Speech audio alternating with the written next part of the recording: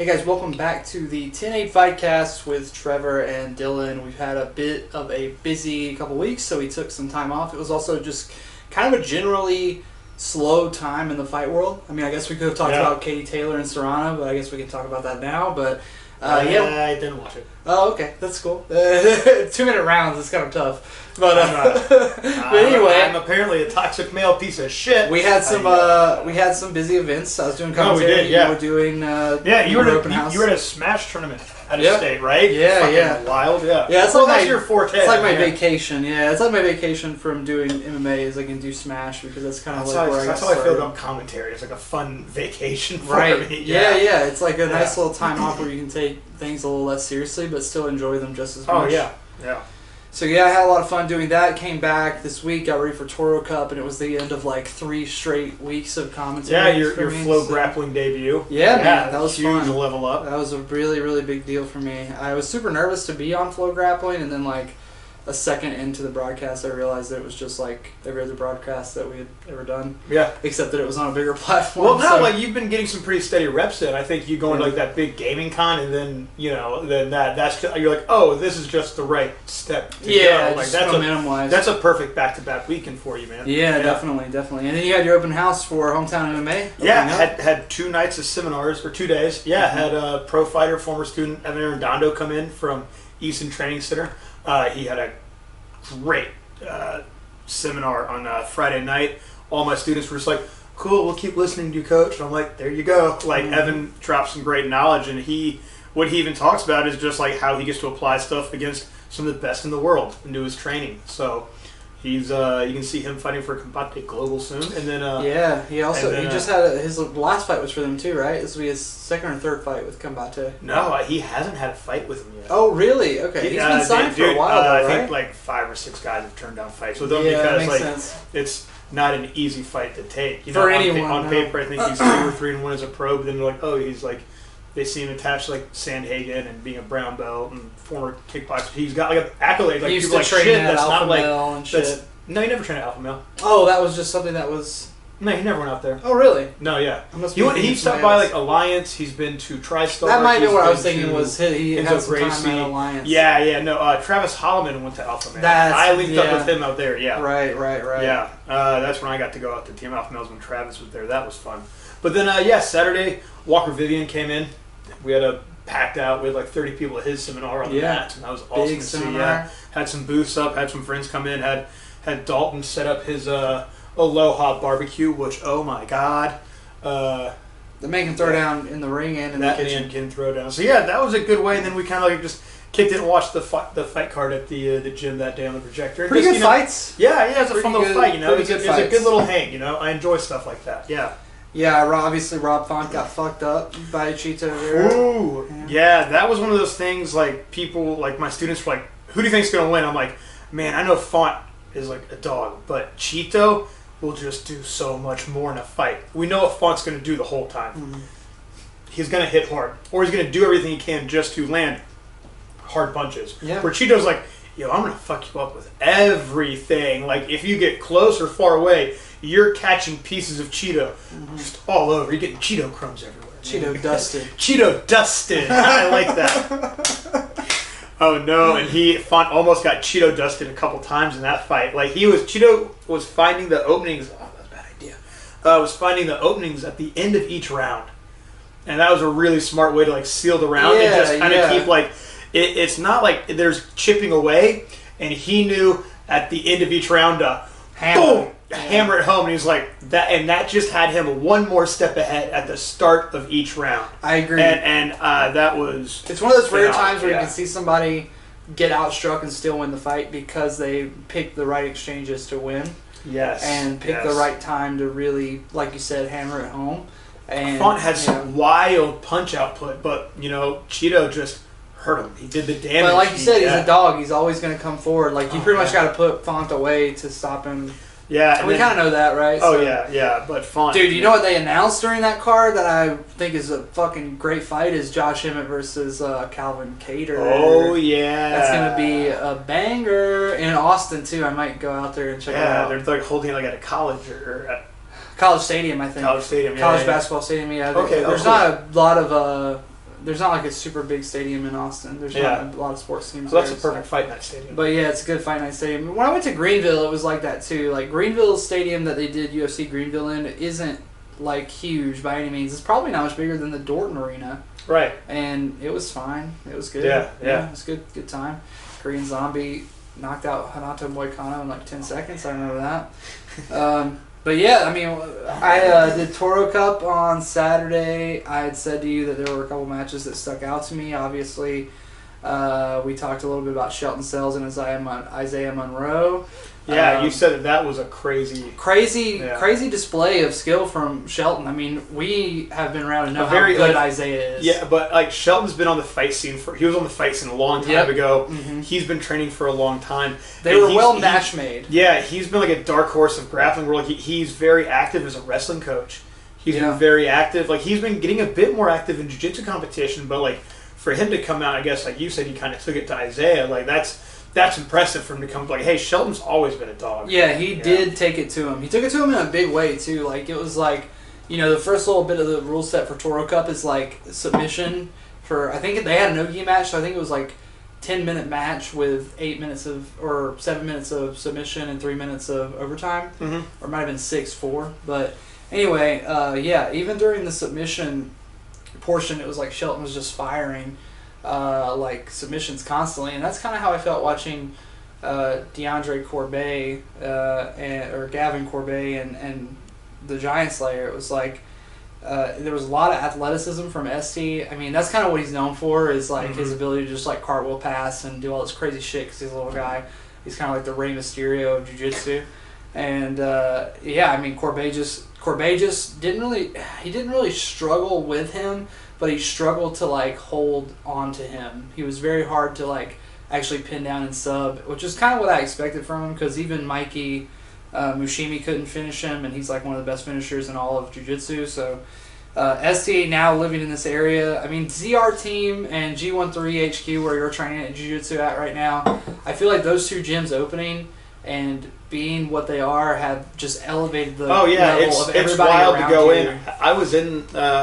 It's crazy to see like Sean Zorio and Bagels, and they're teaching the 6 a.m.s. And I just started going to it like Monday, and it's good to see it back here. But it's like I've seen Godoy teach his classes and stuff like that. Because Talia trains there. Right. Like, and a handful of just friends through the area have just migrated over there, and it's like one of those things that, hey, that's what happens sometimes, Yeah, and there's no hard feelings and about it's that. like, hey, no, it's just for their shit anyway. Like, dude, if I'm sitting here and let's say Trevor Whitman opened up a gym, I would probably close mine. It's like, we're all gonna go train there, I guess. Fuck it. Like, I'll get a job at Starbucks. Try to get ahead, I'd be like, fuck it, man. I'm gonna just be the front desk guy here, whatever. Like, I would know my place, But no, like with G13 being there, I'm just like, it's great to see the technique displayed from Godoy, and you see, people will imitate what they see. Of course. It's that baby duck syndrome. You see, like there's some tight ass white belts in there, and like when I mean tight, I mean like their pressure, like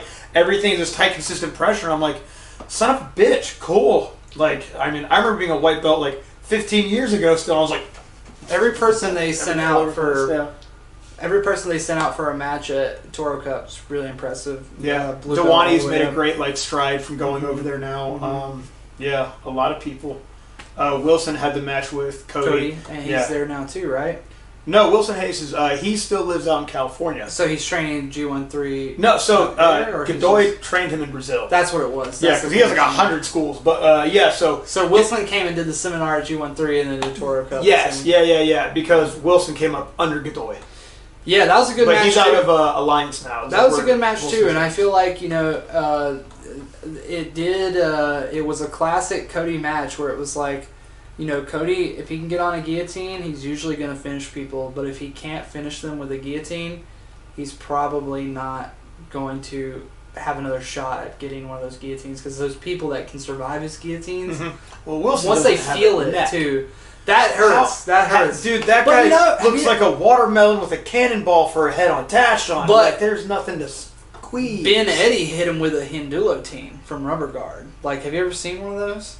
What the fuck is that? It's where you know what rubber guard is, right? Can you pull it up? I know what rubber guard is. Yeah. Okay, pull it up on your future device right here. Yeah, okay. You're going to get Trevor's reaction to a Hindulity. So, what the hell? So, yeah, Ben Eddy is one of my favorite grapplers in the 10 planet system. He's probably my favorite, one of my favorite just grapplers overall. But yeah, he hit Wilson Hayes with. I'm gonna try to find him finishing Wilson with it. All right, couldn't get it to play on the tablet, so here it is on the iPhone. But you see how he's like got the rubber guard in, and he's reaching in and getting everything, like gathering everything up, and guillotining with the leg inside. It's pretty fucking nuts. And here he is hitting people with it in competition, and you can see how much of the head is actually exposed, but it doesn't matter because look at his elbows. Look at how he's fucking choking motherfuckers. Like this guy, he does this like against everyone. He's a master at this technique, and he kind of. I'm not sure if he's the actual creator, but he's definitely the biggest innovator and the biggest finisher with it. And yeah, he's done combat jiu-jitsu. He's done a lot of Eddie Bravo Invitational, and that's where he submitted Wilson with it, was at EBI. And so yeah, I mean, I think this is the kind of shit you got to bust out to finish a guy who's built like Wilson with a neck choke. You know, like he's got everything tucked in there. What the shit? I think this is Wilson right here, actually. Oh, that is. So there's the finish on Wilson. And Wilson's like hanging out because he's like, wait, is this a real thing? And he just goes to sleep. Yep. What in the fuck? Right. I mean, you just got to think to yourself, like, is this real? Like when you're getting. It looks like a UFC glitch. Yeah, it looks like somebody no-clipped through their own body in UFC. But yeah, man, Cody got him in the guillotine. He escaped it, and I was instantly like, all right. Now we're really about to see some defense from Cody, and he put him on the defensive, and then darced him, Burbal choked him when a Brazilian does it. You gotta call it the Burbal. But yeah, I thought it was a great day of jiu-jitsu. 43 matches in a row. So my brain was absolutely fried when I left there and headed to your spot. And so it was a long night for me, but it was a very fun night. But the main reason that we are here today is to talk about UFC 270. This is 274, right? 274. Oliveira versus Gaethje. This is one of those times where the UFC goes all in on a card. You know, this card's insane. They were like, let's make a big fight card happen again. They kind of got away from that during the pandemic era, but now it seems like big fight cards are coming back. But this is definitely one of those fight cards that... Oh, shit. Are they going to play this in movie theaters? They probably will. Fuck, I need to look...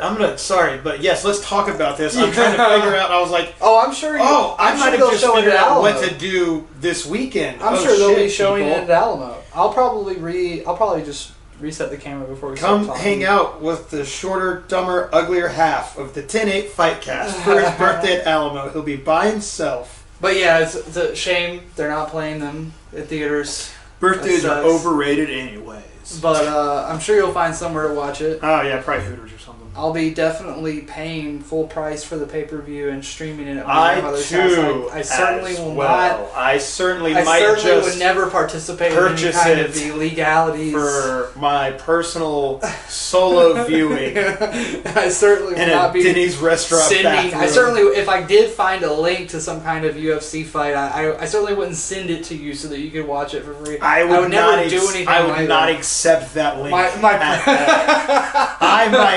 I might at Dana White. My personal respect for Dana White is just so high. Respect, I might have to at you for I could never betray him. But yeah, there's What'd you do? I watched the UFC in Portuguese. It was My links are always in English. Yeah. Don't worry. Tracy Cortez taking on Melissa Gatto. That's kind of the only fight we talked about on the early prelims. Early prelims, yeah. I mean, obviously, Cortez is kind of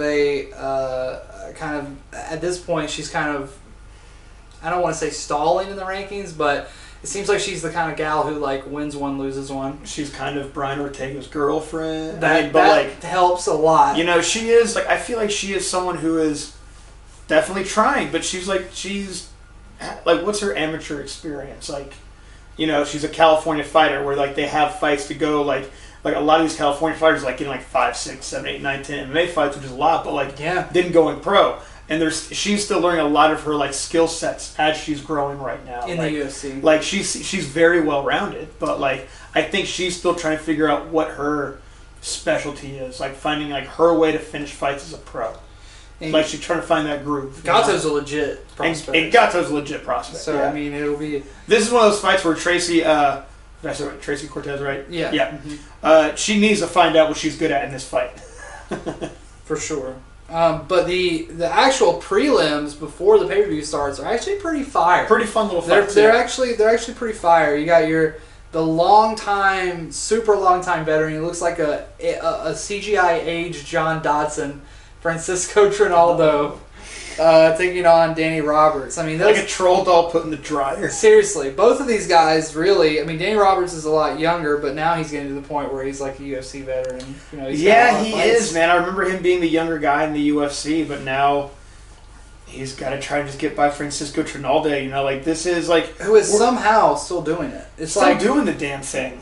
He's like $1.5 billion in fight years. I mean, 27-8 career. Their age is not even listed. They're not allowed to. Age is not even age is not listed for this man. He's just ageless.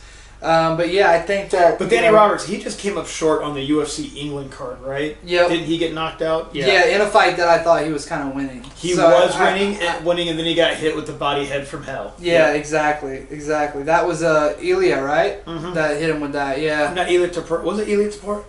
No. That was another English fighter that he was fighting, I think. But I think it was Danny Roberts who fought on... it was Danny Roberts who fought on the same card. Yeah. But then Francisco, somehow this does not slow down. He gets better as he gets older. Sometimes, but, you know, when they're that old, it's like every time they come out, the question arises again, right? Like, how are they going to look now? I think the only guy who has looked the same over time, especially in the last, 4 years, is Andre Arlovski. Yeah, but man. It's not like he looks great. He's picked up. He's very much a veteran.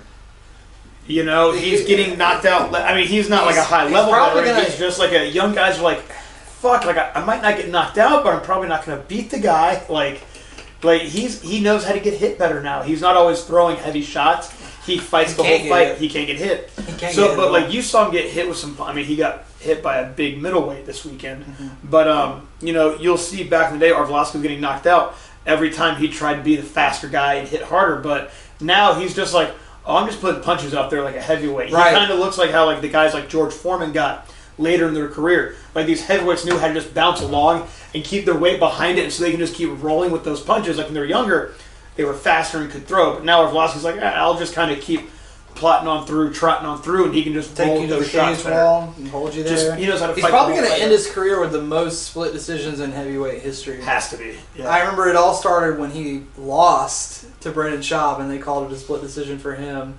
And I was if that's how you're going to fight from now on, Andre, you're probably going to have a lot of these in your future. But most of the time, he comes out on the good side of split decisions. Yeah, I think it was very questionable whether he won that fight this weekend, but it was so close and so inactive and so boring in the way I kind of saw it for him, that I could see it for him as well. But there's like a bit more activity on the cage. I think the only other he did a great job of landing strikes on the cage and countering the cage the whole time, which is some people don't score it right, but it's okay. The only other fight that I really think bears mentioning from that last weekend's fight card is Elkins versus Connolly. Elkins just had a phenomenal performance once again. Man, what a motherfucker. Some guys just can't deny him. No, just an absolute motherfucker when he grabs a hold of you. He is kind of like Colby in the sense that he will not get tired before you do. You can't really rely on that in part of your preparation.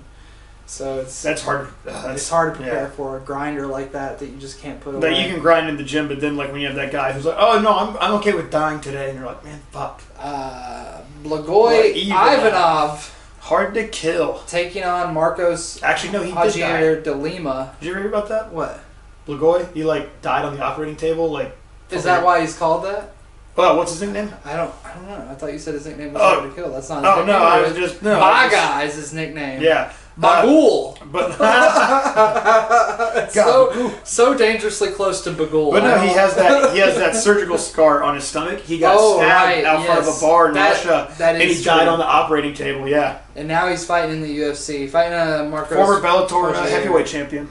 That's right. Yeah, I remember that. I remember him being champion in Bellator. I mean, I think that, it's one of those things when you go to the UFC, Chandler faced it, all the guys faced it, when Justin Gaethje faced it, but it's that question of, like, were you champion of the B League, or can you really Blagoy, he was the title holder, and then he got stabbed, died, came back to life, and then went to the UFC. Correct. So he came into the UFC, like, after some time off, I believe, and he had to, like, get back in gear a little bit. Yeah. And he doesn't, certainly body-wise, doesn't look the same as he did when he was in Bellator either, but that might have something to do with USADA. Yeah, it might very well. But we did talk a little bit about Brandon Roy Val versus Matt Schnell.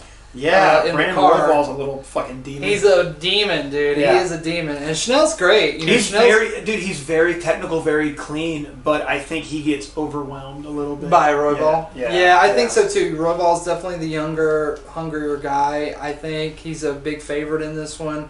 Schnell's just consistent. Schnell's just like very consistent. I think he's a really good fighter.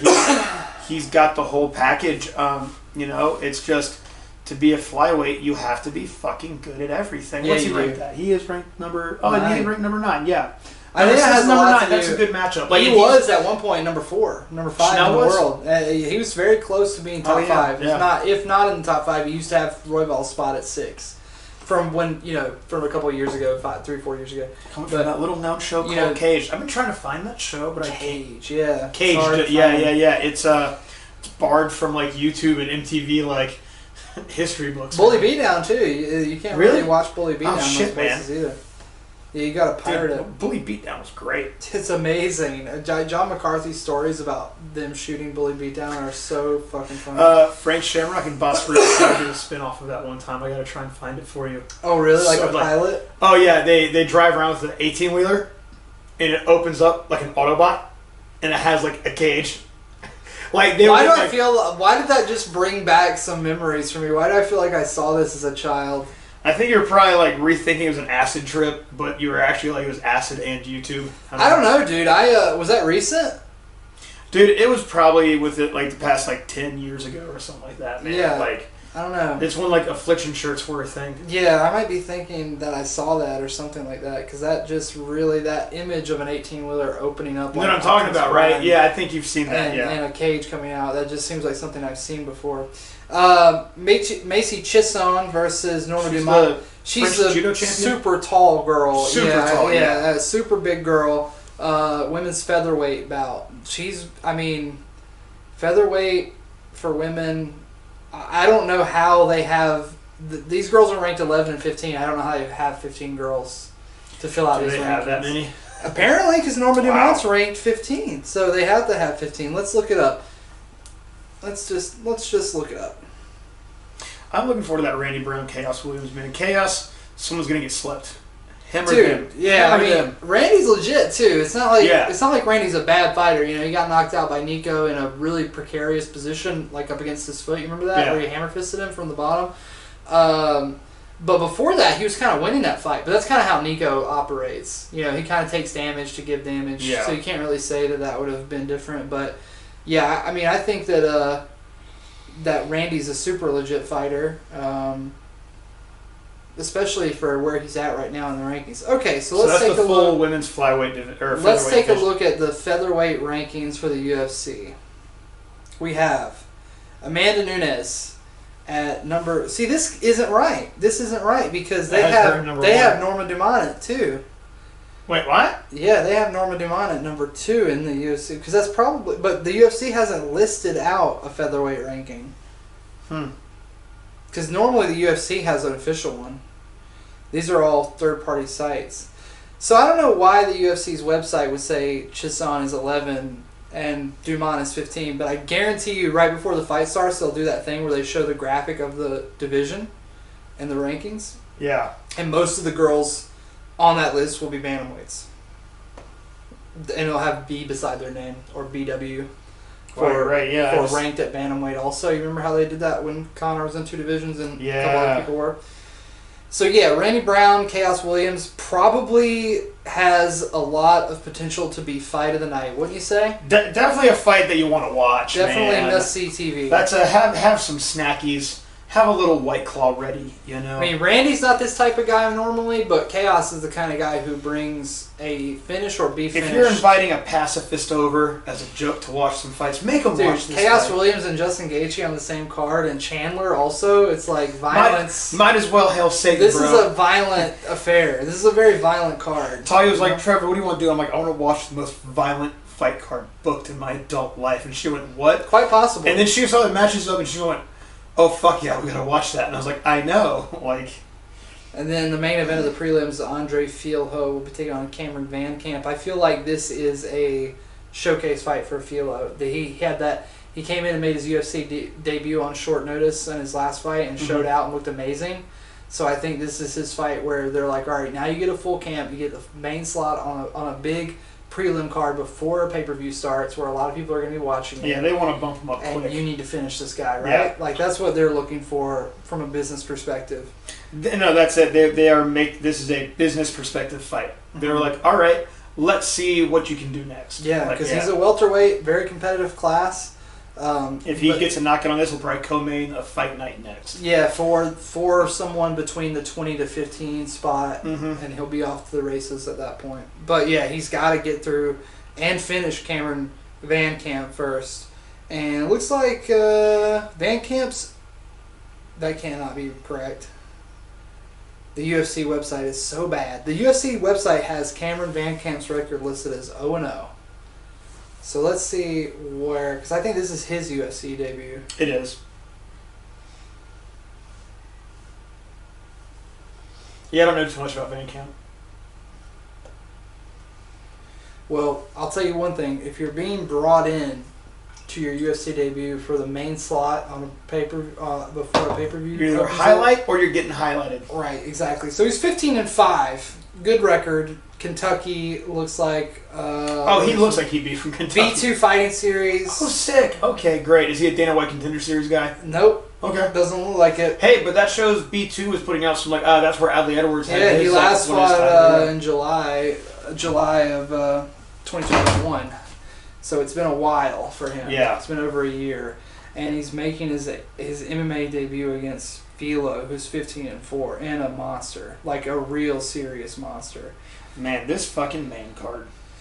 Yeah, this... Can I just say this main card looks like we left the UFC 4 game on run, and like the computer kind of just like will start randomly trying to MMA math itself and make the most fucked up looking fight cards down the road. We're like, this is one of those fight cards where like a couple years ago if I was playing that video game and you play like the story mode a bit and it'll like make like random people win the title. Right, eventually like, far enough and down then the line. And you'll see like the random like old match, like it's like Donald Cerrone versus Joe Lauzon, and then you have Oliveira versus Gaethje. Like Oliveira, who was ranked like 3 years ago, you know, like, and then Gaethje, who really wasn't even in the UFC then, like just coming in. Correct. And that's the title fight, and then you have like Hua and Ovin St. Pro, Chandler Ferguson, Rose Carla, this long-time rematch. Like, this is a big card. This is a huge like, card, but this is just like I feel like UFC 4 predicted this. Like I've seen like this matchup the somewhere. biggest card since last year. Like Poirier McGregor first Poirier McGregor card, because the second one was kind of ass. Yeah, but this whole fight card, top to down, is something fire. Yeah, and the prelims are fine, but the prelims are mainly about showing off talent that is up and coming. 100%. And then showing off talent that is veteran and like Brazilian, kind of going with the Brazilian theme as well. All right, so let's get into this main card. First fight of the night on the main card, we have Donald Cerrone taking on Joe Lauzon. Now, 4 years ago, this fight would have had me fucking stoked. Now, this fight has me nervous for both men's health. Well, I think Joe's much sharper. Did he get stopped again recently in his last? He did, but Joe's over the years I feel like has just done more to protect himself. I'm more worried about Cowboy. Yeah. You know? Because Cowboy ain't really Cowboy anymore. Cowboy's Donald now. Yeah. I'm kind of worried about Donald. He's Don. I'm worried about Donnie. Yeah, he's Don now. I'm worried about Dad Don. Yeah, I'm not like, I want to be excited about this fight. I really do, but I'm more like just worried for everyone's health and safety. I feel like, I mean, what I can see is like Joe Lauzon will try and get like some, we're probably going to see Joe Lauzon get some clean boxing off first. Donald's a slow starter. Always. We're going to see Lauzon's leg get kicked out, and we're going to see Lauzon then eat a low kick, slide with it, and then come back with a right hook 1-2, like, or a big left hook reset 1-2, and probably put Donald down. Maybe. And then once Joe climbs on top, we're going to see Donald get a triangle win. I was about to say. We're going to see Donald get dropped and probably get a triangle win. Yeah, for sure. I mean, I feel like that is the area. Or he'll get knocked the fuck out. That is the area of the fight I feel is the most competitive. Both these guys, I mean, Lauzon. I'm really interested in this being more of a grappling match. Same. I really don't like. There is no interest in me watching these two guys punch each other. Yeah, Lauzon. Dude, like, if they just tie up, get a takedown, and it's the best combat jiu-jitsu match I've ever seen, I'll be so happy. I'll be like, oh, thank God, man. I fucking wish combat jiu-jitsu had elbows. Right? But how cool would this fucking be if they stay on the ground? I feel like that'll be a fun fight to watch. Be a fun fight, because it'll be competitive there, because Lauzon's... On the feet, it'll be like Chuck Liddell Tito 3. Lauzon's really known for being a jiu-jitsu guy, but I feel like Cowboy has very underrated grappling. He's always had very solid, very underrated grappling, and I think that as time has gone on, I've seen him training more and more jiu-jitsu. Oh, yeah. And I feel like that's how he can continue to be active when this is over. This may be over for him after this weekend. I don't know. He's probably one of those guys who has like a 19-fight contract with the UFC and just will never be out of it. But if we see Donald Cerrone versus fucking Diego Sanchez in bare knuckle boxing, we won't be surprised. Right. I wouldn't be surprised at that either, but I really don't want to see that. Oh, God, I know. I really Dan Hardy and Diego Sanchez are going to box each other, and I'm like, what the I really like when people like Taylor Starling or Tony Loco, they're in their prime, they go to bare knuckle. I don't like seeing old people go to bare knuckle and fight there. Like, as much as I have like conflicting feelings on bare knuckle itself, the idea of it, I'm more concerned with how people could potentially hurt themselves in the long run coming there after already taking so many hits, you know? It's fucking scary to me. So yeah, I'd love to see some vintage Cowboy though. Mm-hmm. You know, I'd love it. Who doesn't want to see it? And he has a tendency to show up on these big cards. And Lauzon is known for getting head kicked. The only time he's ever not shown up on a big card is when he fought Connor, and then when he fought RDA. Yeah, those are the two times where he really developed that reputation for being a big fight choker. But that's the title fight. You know, he's fought on a lot of big cards. When he fought Rick Story, that was on a huge card with Rose and a bunch of other people winning the belts on that night. So I mean, he's used to this. He's used to this life, and we'll see. We'll see what Cowboy has left, if anything, or if this is his last ride into the sunset. Yeah, I hope it is. Mauricio Hua. Speaking of motherfuckers that should be out of here. We would like to watch ride off into the sunset. Yeah, maybe shrimp away as Mauricio does. Ovince St. Preux, who also, this is kind of the one fight on the card where you're like, man, this could get really boring really fast. But Ovince St. Preux could also just finish Hua. Oh no, I don't see this fight being boring. I feel Mauricio wants to beat Ovince, and Ovince. This could literally be 3 rounds of OSP holding Hua against the cage. Oh, you think so? Yeah, I do. Yeah, really? That's the most obvious outcome to me. Huh? Because I mean, St. Preux is no wizard in the striking. He's got power. No, he's certainly very athletic. He can find a clean strike. He's certainly not a miraculous grappler either. Like he's got good technique, and he's obviously known for von fluing people and being a good grappler. But we're talking about Mauricio Hua here. You know, if you're gonna sub him, you're gonna have to pull out all the stops. You're gonna have to. I don't think you're gonna von flu him, or just have a better gas tank. But what you can do against him, which Brazilian Jiu-Jitsu people suck at, and Brazilians in general suck at. No, I feel like offense is probably just gonna knock him the fuck out again. Maybe. Well, I mean, he knocked Mauricio out stepping backwards last time, right? Right, but at the same time, it's been a long time since then. OSP has not looked like that OSP in a long time. Oh, and Mauricio, I mean, look at Mauricio. He and I look the same if we had our shirts off. That's not good, man. Yeah. Like, bro, well, I mean, I'm looking at this and I'm like, I think my handles are tighter than that right now. He's one of the guys that's just like, really got hurt by USADA coming in too. You know? Brazil took a big L when USADA came in overall. You know, for most Brazilian athletes, it was a tough time. And they're still coming through it, but they're bouncing back. They got champs now.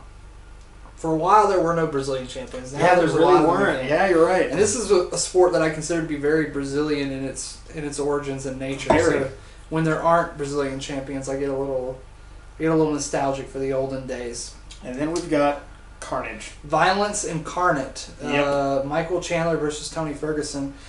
Yeah, I mean, I'd like to see Tony be Tony here. Fuck, I want Chandler to come out on top in this one, man. Like, it's like with Tony. It's what I think is going to happen is Chandler wins. Oh, okay, yeah. But what I would love to see is some like kind of glimpse, Tony. some kind of glimpse that Tony is still in there. You know, because I mean, it's kind of been scary the last couple times he's been out there. Like, good for him for taking on Michael Chandler. I'd have liked to have seen. It's the only fight that makes sense. He can't. It is, he can't and that's what sucks is that like. It would have probably been better for Tony to take a fight that is a step back. Top 10, top 12. In the top 10. Like, wait, who else is past these guys? There's only 3 people behind Ferguson because he's number 7 now. Oh, Ferguson is 7. Yeah, that's right. That's right. But yeah, maybe someone that would be like Elson. Like, who else is behind Ferguson? Let's look at. Let's see. Yeah, this is one of those fights for Ferguson. I really hope. If vintage Ferguson shows up, we see a great fight. But what does Michael Chandler have left in him after the Gaethje fight? I mean, Chandler's always, like, out of a fucking cannon for the first 30 seconds. Yeah. And then it's like, can you survive the storm of Chandler in the first round? And if you can, he's not the same guy in round 2, 3, 4, 5. Especially... I mean, in this fight, he's a lot more dangerous because he's not going 5 rounds. So he can really balls to the wall. And I feel like we're going to see him like ready to fight Tony for 15 minutes. Right, exactly. What did you pull up for the rest of the rank? Okay, so let's take a look at here. Obviously, there are some guys that have a fight booked, but so 7, 8, 9... But Neil's ahead of him. Rafael Fiziev's number 10. Oh, fuck. Yeah? That would it's 155, Trevor. It's the hardest weight class. I was like, oh yeah, but Neil took it to Tony. I guess RDA's going to stay at welterweight, but they do have him on here. There's also Gamrot, who's even better, in my opinion, than Fiziev, like overall, like skill set wise. And then there's Gregor Gillespie, who's the other fight that you could probably take. Honestly, I would think that Gillespie versus Ferguson. That's a safer fight for him because there's not that huge danger of getting knocked out. I'd like to have seen RDA versus Ferguson, man. If RDA stuck around, like I think that like again. Oh yeah, they did fight. They fought in Mexico City, and RDA had it put on him for 5 straight rounds by Ferguson. That's right. I forgot about that. Bad. Maybe I forgot. That was the one where Tony's like cha-cha dancing. Oh shit! He's like, that's right. He fucking schooled him on that. Yeah, that was bad. Dude, I think that was the fight where RDA was like, "Yeah, I'm going to welterweight." I think I was watching that, and it was like that was so The Simpsons. Stop it! You're killing him. My brain like forced me to forget it. And then that same thing happened to Tony when he fought Justin, which is fucking nuts. But that's MMA. That's how it go. But yeah, I mean, Chandler is dangerous, but he's also so... At least he used to be so undisciplined with his movement in the early... He's so athletic and so explosive that he often let it get the better of himself. Yeah, and it was wild. Like, he was wild, but yet he was also the most controlled in some of his energy in that Gaethje fight. Like, he said that, like... Well, the Gaethje fights changed him. The Gaethje fight changed him, yeah. Changed him, but it also changed my opinion of him because he fought in a way that was... higher level than he had ever fought before. I really do believe he is getting better every time. I truly believe it too. I think, you're seeing the same evolution that like Gaethje had to go through. Both these guys are like 36, 38, 7. Yeah. So it's like, they are going to Gaethje fight had the each advantage other. of getting into the UFC a couple years ahead of Chandler. That is age true. wise. That is true. Age-wise, yeah. He's a younger guy in general. Gaethje's only No, that's why I said like age wise, like Yeah. it's good for him. Like he had his good runs in like the PFL and stuff like that, and then like he got to the UFC, took those losses, and went, okay, I got time to change. They did have very similar pathways into the UFC. Like Gaethje gets here immediately, they give him Michael Johnson, who now is not that big of a test, but back then was a top 10 guy. And if you beat him, you're automatically in the top 10. Yeah. And Gaethje beat him in one of the best fights of all time, in my opinion, and then just never went away. And only got better since then. Yeah. Chandler comes in, fights Dan Hooker, knocks him out. Instantly, they're throwing him title match. Yeah. And that had a lot to do with, I guess, maybe they originally saw Conor taking that fight. I think they had originally had other plans. Yeah, we can see the best Michael Chandler. He took those 2 L's in the UFC, and I think you hear him talking about it. He's like, oh, I've got his body is healthy. He talks about it. He wants to use his experience. But look at Gaethje's L's. Gaethje's L's came from Poirier and Eddie Alvarez. And they came in the forms of like big tests, but also he looked great in those fights too. Same with Chandler. He looked great against Oliveira. I think Michael Chandler's going to have probably another shot at the title maybe than one. we think. Like maybe one more shot at the title. Especially if he like finishes Ferguson. Yeah. Because there's not a lot of people who have ever finished Ferguson. So I can see Michael Chandler coming out hard, but then coming out hard again in the third. Like if like Ferguson who's Dariush going to fight? Islam? Is that what they're going to try to set up? Don't they want to fast track Islam Makhachev? Yeah, they do. So maybe Makhachev versus Chandler next. But you remember Islam was supposed to fight Beneil, and then Beneil fell out, and then he took Bobby on replacement, and he looked like kind of like shit. He fought like shit, sort of. Yeah. So people are like, kind of. Well, now he has to no fight one's on Beneil. I think. At least that's what Dana came out and said. I think Islam needs to fight Beneil Dariush, and then the winner of that could fight Chandler. That's what I was thinking. Like, the winner of this fight should fight the winner of Islam and then that person fights the title. Who else? Who's going to be up next for the lightweight title, you think? Well, I guess we'll talk about that. We'll talk about that. We'll talk about that. We'll talk about that. I have some ideas. And then Rose Namajunas will be taking on Carla Esparza, a rematch, but very different trajectory for these two young ladies since that first fight. Carla, it was good to see her have like that reemergence over the pandemic. I feel like her fighting in the quiet venues helped. She looks like someone that just felt more comfortable. Maybe with but that's something I've seen like in fighting, man. Like, dude, those stadiums are fucking wild and shit, and it's like sometimes people are like, it's a different comfort zone inside that bubble they had for a while. So it looked like Carla seemed a bit more at ease, and we saw her use a bit more of her skill set that she hadn't used as much. Like, she always relied on her wrestling so much, but then we saw her wrestling, but also being comfortable like striking transitions a bit more. She could hear her coaches better. She had a little bit less anxiety, it seemed. Like, she's always had like this like Carla face. I don't know. Like, she always had like this like kind of like worrisome demeanor, but physically she seemed happier, healthier, like, or maybe she could just listen better, something like that. Like, I saw a big transition over quarantine with her, but still not enough to beat Rose right now. Rose is just so good. So goddamn good right now. There's like two women that in the world that can roll with Rose, that can go with Rose, and the genre. Like, I'm happy to see Carla have her like little reemergence, but it's just not enough to take. But Rose. I think that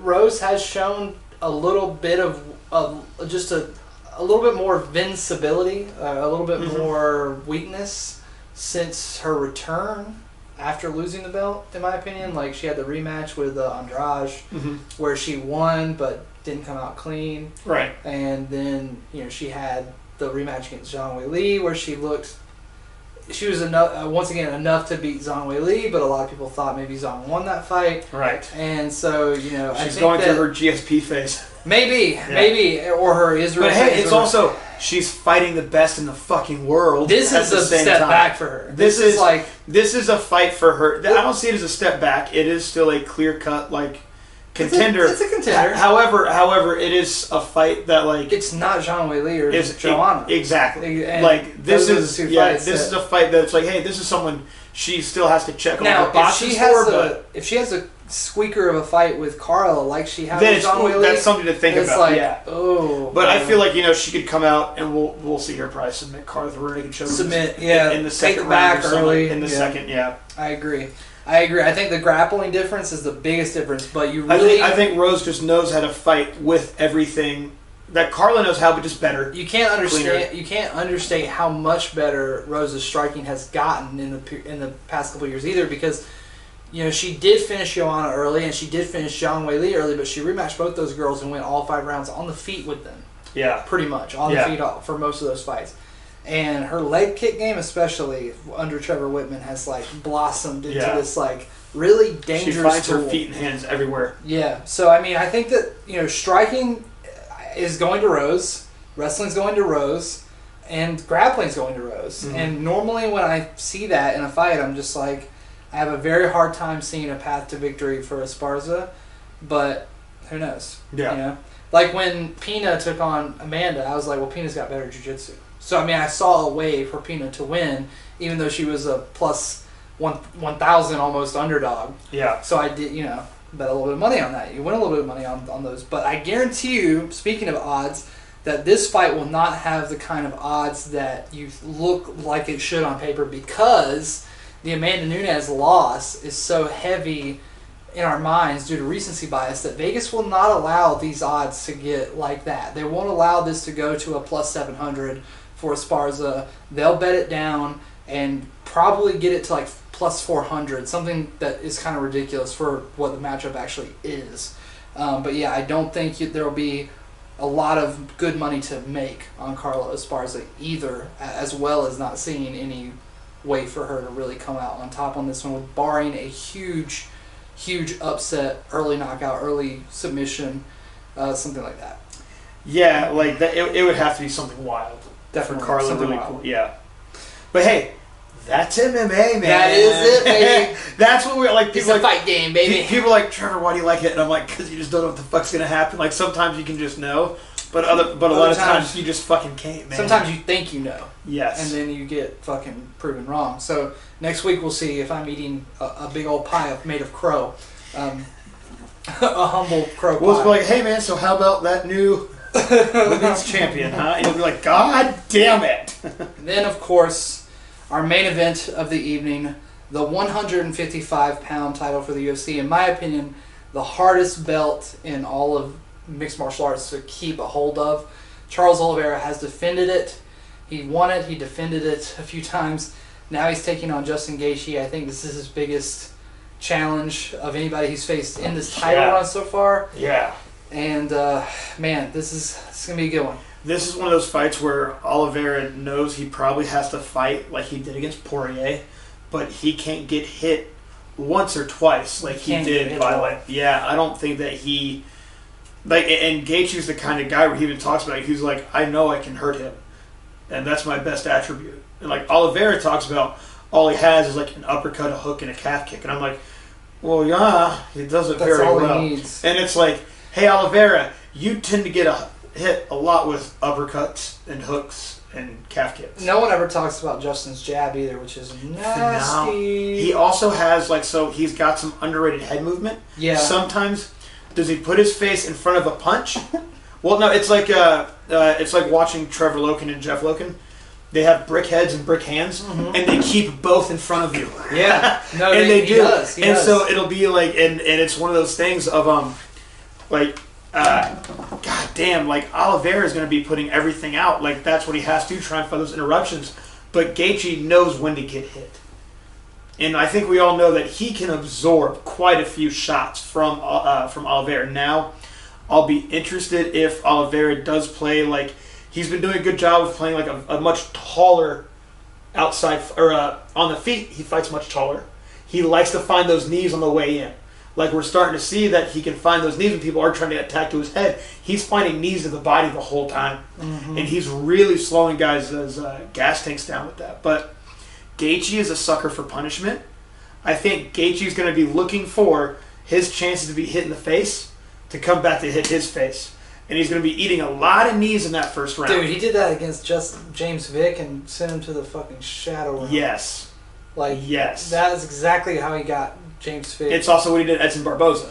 Edson is a little bit different because the strategy against Edson's always to walk him down and make sure that he can't set up kicks, and that's just Justin just walked him down and threw punches. I mean, you could say that he was waiting on that kick to throw, but no, he knew he got him. But that's what Edson do. He got in his face, and he was waiting for Edson to wait for a second. But he did and violently knock out Edson threw a jab, and Gaethje went, there it is, and came back in behind it and hit him along the cage. That was a violent dude. That was that was a damn. I mean, no one gets knocked out quite like James Vick, though. Yes, I mean, every time I've ever seen him get knocked out, he just came back and won a boxing match. Took a chair shot to the dome. I know. In WWE in the 90s. And then Gaethje did the same thing as Ferguson, knew when to get hit. Right. Yeah. The thing about this fight is that it's if Michael Chandler can touch you and rock you and knock you down and almost put you to sleep, then Gaethje can definitely do that without his strongest shot. And Gaethje, I believe what Gaethje is looking he's got the most power in 55. Gaethje? So what he also has, he has the best follow-ups. Yeah. So I think that was the story of the Ferguson fight. I think Chandler might have the most explosive single punch. What Gaethje has is the best and most underrated 2-3-piece combos. Yeah. Because he will tag you with these constant 75, 85 shots, and then he'll rip this 60%, but it goes 60, 80, 90. Yeah, yeah. And he has that ability to stay tight and turn it up, and when you see his shoulders and hips load across each other, he has that ability for that last punch to land harder. So his uppercut hook, his hook uppercut is going to play dividends. He can also do that for 5 rounds now. And he used to not be able to do that for 3, and now he can do it for 5 and go another 5. Yeah. I think fighting Ferguson, a lot of people realize this guy is a championship. And what's unsettling about Gaethje is that he knows that he's going to get cut. He knows he's going to bleed. But literally, the dude is when people say they I think it's going to be an early night for him. Yeah, I think this will be an early night for either guy. Gaethje lives for this in a different world than most people. There's definitely that strong potential that Oliveira can force Justin to clinch and then sub him. Yes, and I think either way it swings. I could it's totally a round see. 1, round 2. Hey man, if Oliveira pulls guard and hits a triangle in the first, I also would not be surprised. But you agree that it's for both guys, it's a round 1 or round 2 finish probably. Whether it comes by way of knockout for Justin or a way of submission. 100%. And you could say that this might even, a lot of people would probably say this is a classic striker versus grappler matchup, but for the modern era, the modern MMA era, the difference maker is that Justin does have defensive wrestling. And you can't Oliveira's going to have a way harder time. He's got to scramble him. He's got to scramble him like he did with Poirier, find a way to the back. Yes. Instead of trying to take him down. Poirier got used to fighting McGregor twice in a row. Sure. So Poirier was ready to fight McGregor for 5 rounds. Wasn't ready to fight Oliveira for 5. Different beast. Gaethje is let's fucking go, bro. His past fights have all been ready to go, balls to the wall. Not against a one-punch fighter, but against guys that will fight you fucking everywhere. Yeah. And then he's brought in for his jiu-jitsu, formerly from the Black Zillions, Diego Santo. Goddamn, I'm forgetting his name. Either way, but he has I saw an interesting... The golf ball guy? Or somebody else? Golf ball guy. The guy we just saw on Embedded trying to fish his golf ball out of the... No, not him. Okay. That's just his buddy. Right. Well, that's his buddy, one of his training partners and coaches. Yeah. No. There's he... Goddamn, he won some fights, and when I remember his name, I'm gonna feel like a fucking idiot. It's okay. Bring it up next. But anyways, he's a phenomenal MMA fighter for the BJJ coach, and I think that he's giving us some good insights on how to just what to look. I mean, Justin Gaethje is not gonna have black belt level jiu-jitsu defense if it goes to the ground. The only way Oliver's gonna go to the ground is by just pulling him down. He's not going to jumping on his back. Just finding. Because when Oliveira fights so high with that, he finds a very high tie clinch, and he'll use that if he's against a cage. He can use that to drop into a guard and pull people down along the cage and stuff like that. And it's really cool what he does from that upright guard, because he's fuck, I'm not a wrestler. There's not much wrestling in Brazil, so he has that Muay Thai clinch to just work his way in and pull himself onto people. And I think that's what Gaethje is looking for. I don't think he's going to have to worry about a single shot. Takedown. Of course, yeah. I think that's the last thing he's got to be concerned about is a duck under or something really wrestling heavy. Yeah, I think it's going to come down to like a scramble for Oliveira if he can find the sub or find the neck. It's going to be like he scrambles to get it or he forces a trip or a back take, like he did against Poirier. But I just think that, I think Justin hits way too hard to play the games that Oliveira has played in the last fights. He's played a game where he's been willing to get hit, and he got rocked against Dustin too.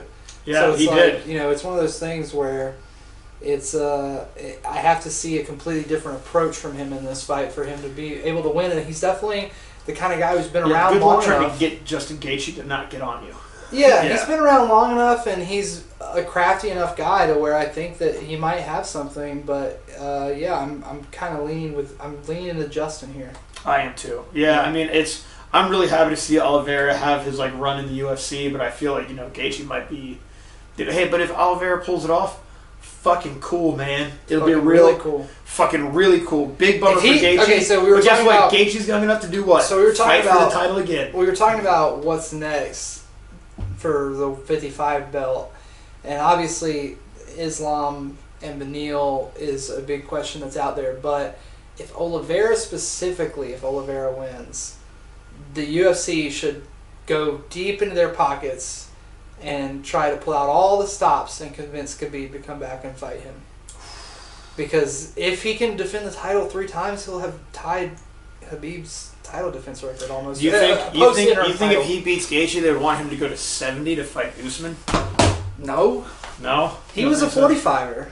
Oliveira was a 45er and is not the biggest 55er in the world, and it's like, I mean, I think they're running out of shit for Usman to do. Well, they're gearing Conor up to take on Usman. Is what you think so? Yeah, for sure. But Leon Edwards is a guaranteed title shot, right? Yeah. You think they're going to pass Leon for? No. Oh. I think they're still going to do Leon versus Usman, and I think Conor will be there. I think he'll be in the audience. He'll be there. Boo. That's what I say too. I mean, fucking boo, man. But they're clearly letting him do steroids. Like they're clearly letting him get big. Yeah. They're clearly juicing him. He's on that Irish horse meat. Yeah, they're clearly juicing him up for something. And he's on the meat and potatoes. What's he gonna do? Come back at 170 and fight Diaz and slingshot that into a Usman fight? I mean, there's guys that I think he could fight at 70, but I don't think Usman's one of them. I think. Joe Rogan was on Hot Boxing recently, and he was like, I want to see Conor come back, but I think you should do a tune-up fight, and I don't think there's really anything wrong with doing a tune-up fight, and I really agree with that. I think in MMA there's this big stigma, like, if you're GSP, that's what you're coming back. What they did Conor and Cowboy for. That's what it ended up being, you know? I don't think a lot of people thought it would be that bad. I mean, I was kind of worried about it being that bad.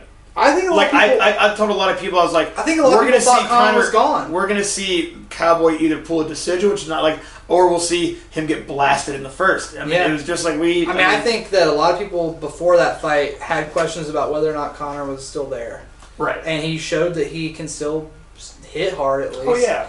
And... Who do you think would be a tune-up fight for... Or not a tune-up fight, but a good welterweight Welcome fight? back. Yeah. And a good opener for him at welterweight.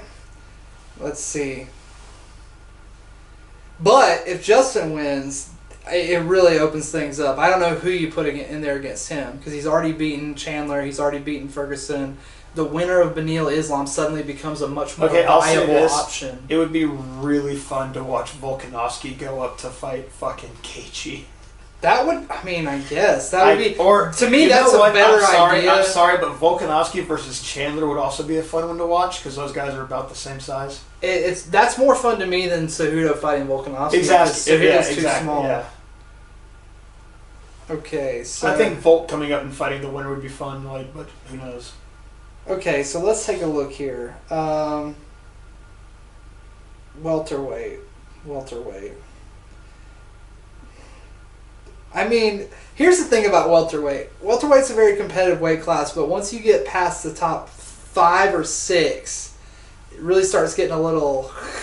Yeah. And now, dude, things are primed right now for Conor versus Jorge Masvidal. Because Jorge's lost some, Conor's lost some. They're both kind of, their stocks have been lowered. fuck, man. Jorge versus Conor would make a lot of money and be a great fight for him to come Conor in, and fucking Jorge. dust Jorge and be like, I'm fighting Usman, bitch. Like, you know? Conor versus Masvidal. Oh, fuck me. That would be it. I wasn't really into that before the Colby fight. Now that I saw how Jorge was in the Colby fight, I was like, damn, he needs somebody who's going to stand there with him to really put on a fight at all. Yeah. And it's like, after Jorge, you got Sean Brady and Neil Magny. And it's like, you know, either one of those I could see being decent fights for Conor. I think Neil would probably try to roll him up, but Neil's also a little chinnier. Yeah. Chiesa's there. Jeff Neal's in there. Jeff Neal is still a dangerous mother. I forget that. Li Jinglang would be a good fight for Conor because he likes to bang too. Conor versus him in Asia. Would be wild. But yeah, I think the most obvious warm-up fight is Jorge, and it's one of those fights where just like the Cowboy fight beforehand, people are gonna be like, oh, Jorge can really win him. You know, Jorge's more active. Conor's been gone a long time. He's probably not the same. And then Conor comes out there looking like fucking Bane from The Dark Knight Rises, and one punches Jorge, and then we're off to the races. But if he loses, then the welterweight experiment's over, and MMA's probably over for Conor. For Conor, yeah. Now, the one thing I do love about Conor, obviously, I'm a huge fan of his when he was active in prime of his career fighter, but one thing I respect and love about him as time has gone on, and there's been less to love about him, is that he's not looking for an easy fight. He could easily have one. He could be like, I want to fight Sean Smorgel, the Uber driver that dropped me off at the arena today, and they would be like, yeah, for sure, Conor. Why not, dude? You got the main event slot. You know, you're fighting a fucking broomstick. You know. And because anything he wants, he can get. Obviously, if he's going to ask for Usman and get it, then he can get anything. Because he definitely doesn't deserve that. So it's like, fuck. You know, he's not looking for that easy fight. I literally was not thinking about Conor versus Masvidal until you said it, and I was like, oh fuck. I didn't think about it until I saw that Jorge had dropped all the way down to number 8. I would absolutely watch that in a fucking heartbeat. Yeah, me too. Conor versus Wonderboy ain't bad either. That's kind of my and Wonderboy's ranked higher. Oh shit! Yeah, Conor versus Wonderboy ain't too bad. I ain't mad about that because Wonderboy ain't gonna take his ass down. No, Wonderboy's like, let's fucking go. They want to find a fight for him like that, where you know, cause the blueprint to beat Conor's kind of been put out there. Oh, I'd love to see Wonderboy just front kick the shit out of him. Oh, I think Wonderboy would. Lead leg question mark up over. Wonderboy would just back up and throw leg kicks the whole 5 rounds. Yeah, and that's all that would happen. It would be a very boring fight if he wins. But I'm here to see Stephen Thompson beat Conor, though. That would be a funny post-fight interview, at least. But yeah, I think that if Gaethje wins, it kind of opens up the division to a little bit more opportunity. And you also get the conversation about maybe Charles deserves an instant rematch. If Khabib's not going to come back and they're going to wait on Islam to fight Beneil, maybe they just run it back again. Do the rematch, yeah. Because Oliveira's, in terms of the past couple champions, besides Khabib, he's the most successful. Consistent, yeah. In the modern era. Yeah. You know, most fighters only hold on to that 155 title for one fight max, and he's got one defense now. So we'll see who comes out on top this weekend. We'll be back next week to discuss the results of UFC 274 with all of you guys. So until then, enjoy the fights and enjoy yourselves. And thanks for tuning in to the 10-8 Fightcast.